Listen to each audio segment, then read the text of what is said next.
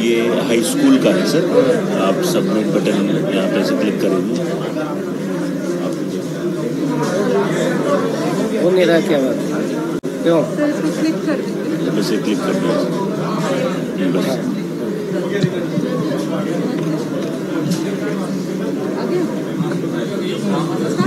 ये high school का topper का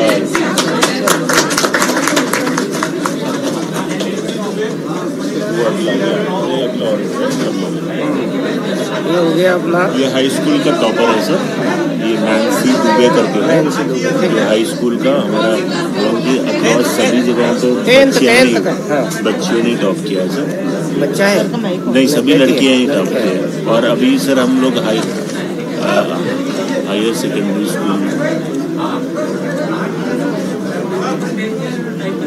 सर, इसमें भी आप समझेंगे ये हायर सेकेंडरी स्कूल का है, 12वीं का है। उसमें बस क्लिक करें।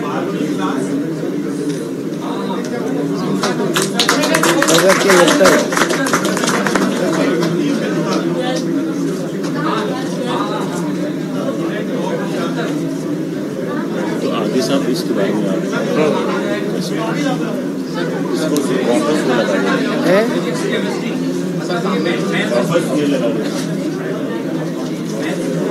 बस करो शुरू। ओके, आज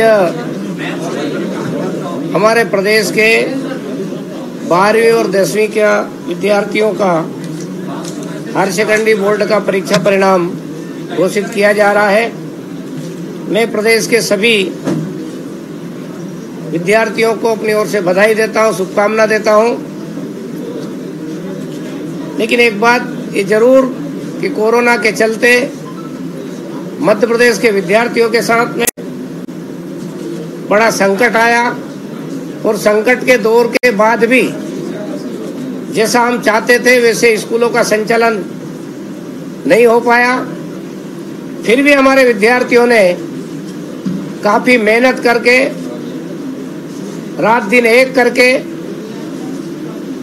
और आज रिजल्ट को सबके सामने लाए हैं। मैं पूरे मध्य प्रदेश के विद्यार्थियों को अपनी ओर से यही कहूंगा कि आपने संकट के क्षण में भी अपनी पढ़ाई प्रभावित नहीं होने दी। एक प्रकार से ऐसा संकेत रिजल्ट से जा रहा है। लेकिन निश्चित रूप से यदि कोरोना का प्रभाव नहीं होता तो हमारे प्रदेश के विद्यार्थी आज के इस रिजल्ट में और अव्वल होते और अच्छा परिणाम हमारे सबके सामने आता। आज हायर सेकेंडरी के जो परिणाम रहा है, 6,97,880 विद्यार्थियों में से जो आए हैं परिणाम 72.72%, और हाई स्कूल में 10,29,698 विद्यार्थियों में से जो परिणाम आया है 59.54% परिणाम ये रहा है हाई स्कूल का। प्रवीण सूची में 93 छात्राओं एवं 60 छात्रों कुल 153 ने स्थान पाया है। और विशेष बात यह है कि ट्राइबल जो जिला है हमारा अलीराजपुर जिला अव्वल आया है। अलीराजपुर जिले का परिणाम 93.24% रहा है। और दूसरा जिला दमोह, जहाँ पर 89.18% रहा है। यानी अलीराजपुर नंबर 1 पे, नंबर 2 पे दमोह रहा है हायर सेकेंडरी में। लेकिन एक और विशेष बात कि हाई स्कूल में उल्टा हुआ है। हाई स्कूल में दमोह नंबर 1 पर आया है और अलीराजपुर नंबर 2 पर आया है। यानी नंबर 1 और 2 आपस में ही एक्सचेंज जैसे हुए हैं। मैं दोनों जिले के शिक्षकों को भी बधाई देता हूं वहाँ के विद्यार्थियों को बधाई देता हूँ, अभिभावकों को बधाई देता हूँ कि वहाँ के जहाँ पर अपेक्षा लोगों को शायद कम रहती है अलीराजपुर जैसे जिले में, वहाँ का परिणाम निश्चित रूप से हमारे लिए बहुत आशाजनक है, उत्साहवर्धक है।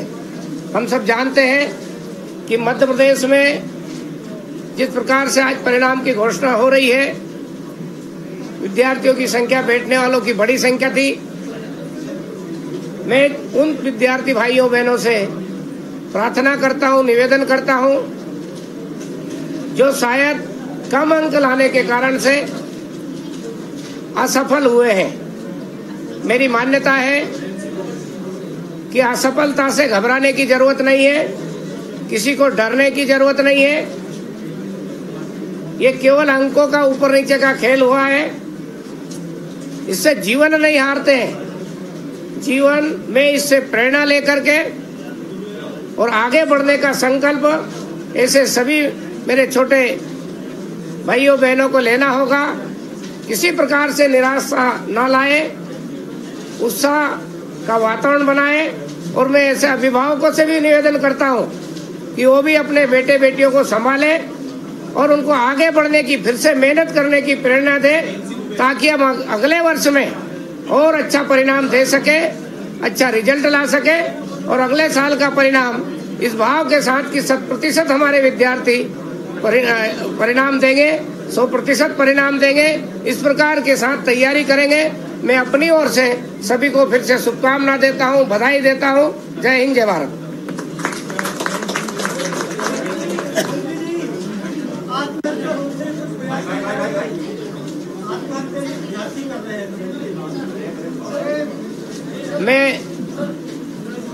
मैं एक बात कहना चाहता हूं, इसीलिए मैंने कहा है कि अंक के आधार पर परिणाम आया है और इसलिए ये जीवन हारने वाला विषय नहीं है। इसलिए सभी विद्यार्थियों को और अभिभावकों को मैंने अपील की है कि अपने बेटे बेटियों को संभाले। ये जीवन हारने जैसा काम नहीं है।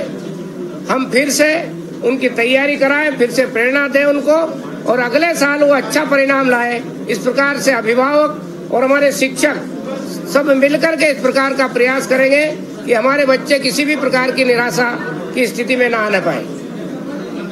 और इसके लिए एक बात और महत्वपूर्ण है कि हमने, यदि जो बच्चे रुके हैं तो हमने ओपन बोर्ड के द्वारा पिछले सालों में भी रुक जाना नहीं कार्यक्रम के अंतर्गत फिर से परीक्षाएं हमने ली है, अवसर दे रहे हैं उसमें बैठने का, उसमें बैठ करके अपना फिर से परिणाम सुधार सकते हैं। एक प्रकार का अवसर है, इसलिए किसी भी बेटे बेटी को निराश होने की जरूरत नहीं है। उनको आगे बढ़ने के लिए, नए संकल्प के साथ आगे बढ़ने के लिए हम सबको प्रेरित करने की आवश्यकता है।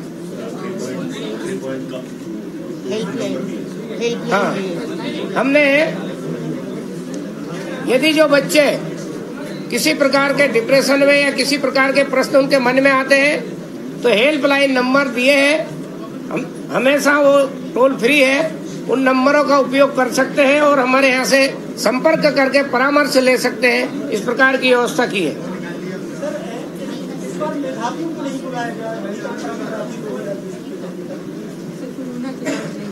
इस बार नहीं बुलाया है, उसके पहले परंपरा थी। 2020 में भी नहीं बुलाया था, लेकिन उसके पहले परंपरा थी।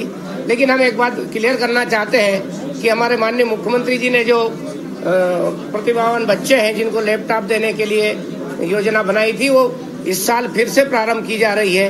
उसका जल्दी हम बुला करके उनकी व्यवस्था करने वाले हैं। स्कूल शिक्षा विभाग के अधिकारियों का समन्वय नहीं है, समन्वय की कमी है। इस बार मूल्यांकन केंद्र में भी ऐसा देखने को मिला। इसके लिए माध्यमिक शिक्षा मंडल को लोक शिक्षण को पत्र लिखने पड़े, उसके बाद भी उनकी समस्या का समाधान नहीं होता। समन्वय को स्थापित करने के लिए आप क्या करेंगे? निश्चित रूप से यदि कोई ऐसी विषय आया है तो आपस में विभाग के लोग बैठ करके समन्वय करेंगे, ताकि भविष्य में इस प्रकार से कोई आपस की स्थिति नहीं बने। जो लास्ट टाइम पैटर्न बदला गया परीक्षा का, कई बार विद्यार्थियों को पता भी नहीं था कि ब्लूप्रिंट क्या है, प्रश्न बैंक कहाँ है, तो क्या लगता है कि रिजल्ट पे इसका असर पड़ा है इस बार? नहीं, मेरे ख्याल से उसका रिजल्ट का परिणाम असर इसलिए नहीं पड़ेगा कि हमने इस बार जिस व्यवस्था बदली है वो विद्यार्थियों के हित में ही रही है, उससे विद्यार्थियों को फायदा हुआ है। छोटे प्रश्न पूछे, लघु प्रश्न पूछे, उनकी संख्या बढ़ाई है, ऑब्जेक्टिव पूछे हैं, उससे विद्यार्थियों को नुकसान नहीं हुआ है, उससे फायदा ही हुआ है। और हम कोशिश करते हैं हर साल की ब्लूप्रिंट समय पर दे दें, पर क्योंकि कोरोना के कारण से सब चीजें प्रभावित हुई थी, हमारे विभाग में भी काम प्रभावित हुआ था, इसलिए थोड़ा विलंब जरूर हुआ था, लेकिन अगले साल हम प्रारंभ में ही सारी चीजें क्लियर करने वाले हैं।